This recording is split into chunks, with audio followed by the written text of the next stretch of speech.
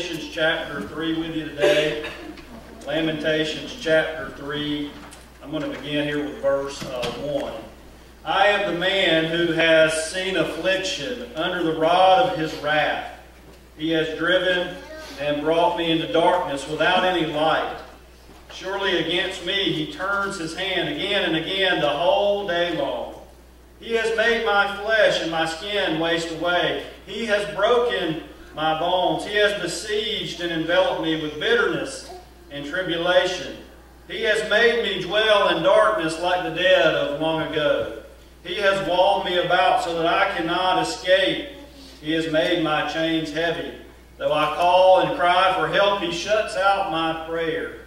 He has blocked my ways with blocks of stones. He has made my paths crooked. He is a bear lying in wait for me, a lion in hiding. He turned aside my steps and tore me to pieces. He has made me desolate. He bent his bow and set me as a target for his arrow. He drove into my kidneys the arrows of his quiver. I have become the laughingstock of all peoples, the object of their taunts all day long. He has filled me with bitterness. He has sated me with wormwood. He has made my teeth grind on gravel and made me cower in ashes. My soul is bereft of peace. I have forgotten what happiness is. So I say, my endurance has perished, so has my hope from the Lord. Remember my affliction and my wanderings, the wormwood and the gall. My soul continually remembers it and is bowed down within me. But this I call to mind, and therefore I have hope. The steadfast love of the Lord never ceases. His mercies never come to an end. They are new every morning. Great is your faithfulness. The Lord is my portion, says my soul. Therefore I will hope in him. The Lord is good to those who wait for him, to the soul who seeks him. This is the word of God for us, the people of God. Thanks be to God. Thanks be to God. There was a mischievous little boy and his mother was trying to figure out what she could do to help her son behave himself and do better at home and at school and in other places. And she sent him down to the church to talk to the pastor. And as he sat down in the chair and the pastor began to talk to him, the pastor just asked one question. Where is God? And the little boy clammed up, got anxious, and didn't say a word. Again, the pastor more emphatically asked, where is God? And this time the little boy slid to the edge of his seat, clenching the edge of the seat, and still didn't say a word. One more time the pastor said, okay, young man, where is God? The little boy took off running as fast as he could out the door. He ran all the way home, and he got home and he said, Mama, Mama, they've lost God down at the church and they think I have something.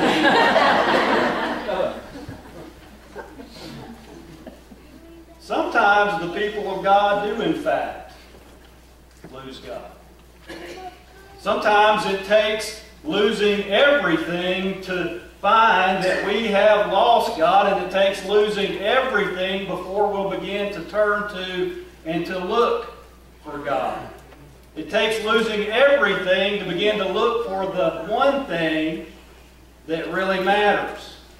Sometimes we have to hit rock bottom before we'll start looking up to build our life on the rock of ages.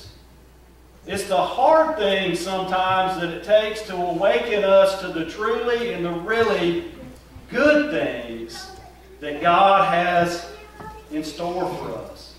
In other words, sometimes we have to be up a creek without a paddle or a boat or a life jacket and up to our neck being dragged down by all the forces of death and hell before we'll look to the lifeguard who sent his only begotten Son as a life raft to save our soul.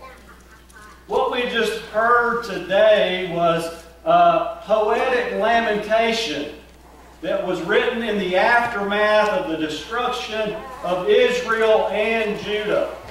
In the aftermath of the people of God, Israel losing everything that God had given them. We have to understand the horror of this situation. For 17 months or better, they were under siege, not having any food being able to be brought in. They were starving to death. It was hell on earth, and Lamentations captures a lot of that hell. Things that we don't want to even think about happening were happening in the midst of the walls of Jerusalem. Horrible, horrific things. And they were feeling abandoned and they were feeling hopeless because they had lost everything. And this man, as he prays, and he's praying as a representative of his people, the people of Judah and Jerusalem, he's praying and expressing this feeling of great anguish and pain and this excruciating loss that they had suffered and this hopelessness that he was feeling in the midst of all of that. And after they lost everything, after all else was lost, that's when they began to really look for God. And the Bible promises, God promises us, if we will seek Him, we will find Him. But we have to look for Him. Isaiah 55, verses 6 through 7 says this, "Seek the Lord while He may be found. Call upon Him while He is near. Let the wicked forsake his way, and the unrighteous man his thoughts. Let him return to the Lord, that He may have compassion on him. And to our God, for He will abundantly pardon him." Here we find the basis of the story of the prodigal son that was told by Jesus in Luke chapter 15. This basic promise of the character of God who will be there if we will return to Him. In Jeremiah 29:13, the great prophet who was prophesying during the days leading up to the destruction of Jerusalem and the temple being burned to the ground and the people being taken as slaves and exiles into Babylon, Jeremiah wrote this, "You will seek me and find me when you seek me with all of your heart.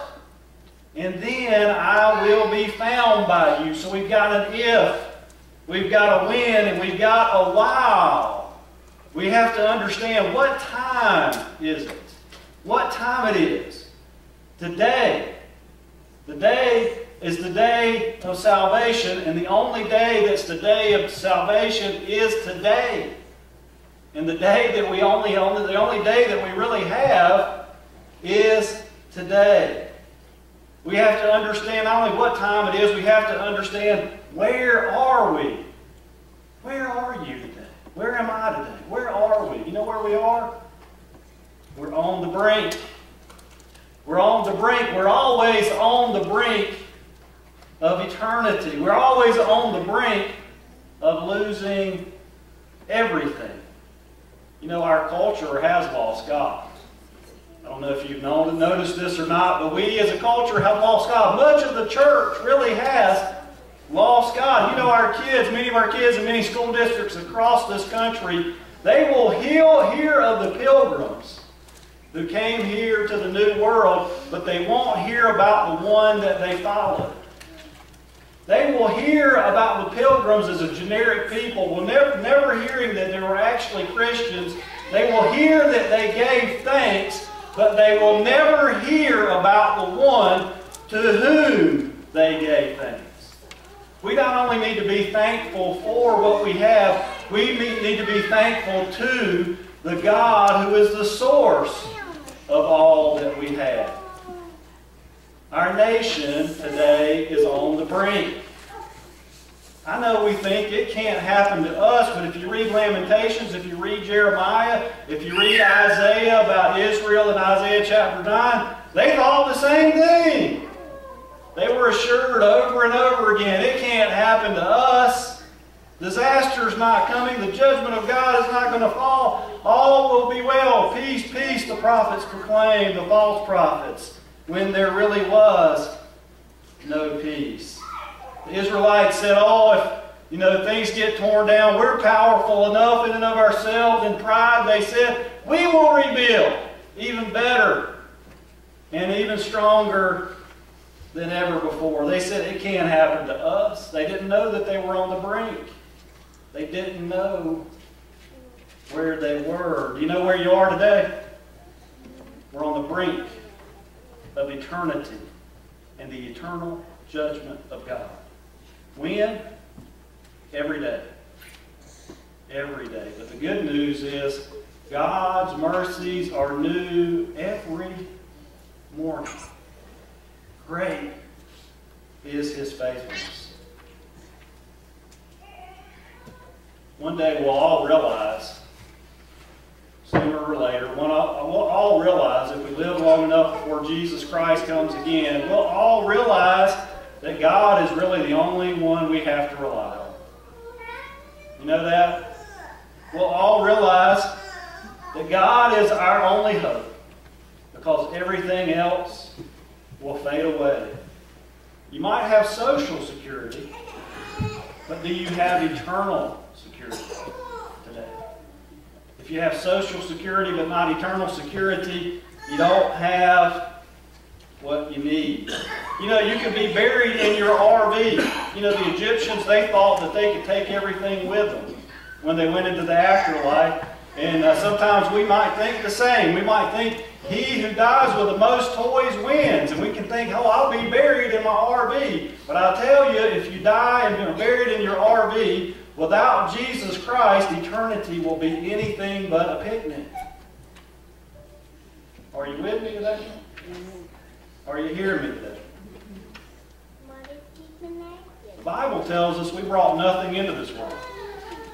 And when we leave, guess what we'll take with us? Nothing.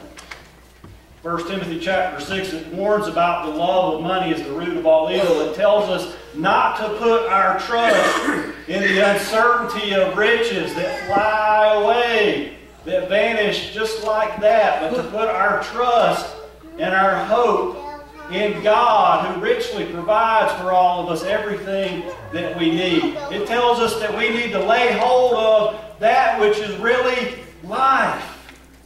We need to grab hold of that which is really life. And you know, if you're going to grab hold of that which is really life, and that which is really life has got a name, and it's a person, and his name is Jesus. If you're going to grab a hold of that which is really life, if you're looking up, if you're looking behind me right now, you're going to have to let go of some things. They may be dragging you down. And you can't take them with you when you go. They won't be of any use to you in eternity. Not at all. If we will seek the Lord while He may be found, the Bible promises, God promises us that we will find Him if we seek Him with all of our heart, right? We will find Him. We will find Him, and we will find that He is a gracious God, that He is a loving God, that His steadfast love endures forever, that His mercies are indeed new every single day, that He will pardon us, and He will forgive us, and He will receive us, and He will welcome us into eternity. If we will seek God while He may be found, we will find Him, and we'll realize that it wasn't really God who was lost, was it? It was we who were lost. And we can say, when we found God, we found everything that we'll ever need through Jesus Christ, our Lord. Amen.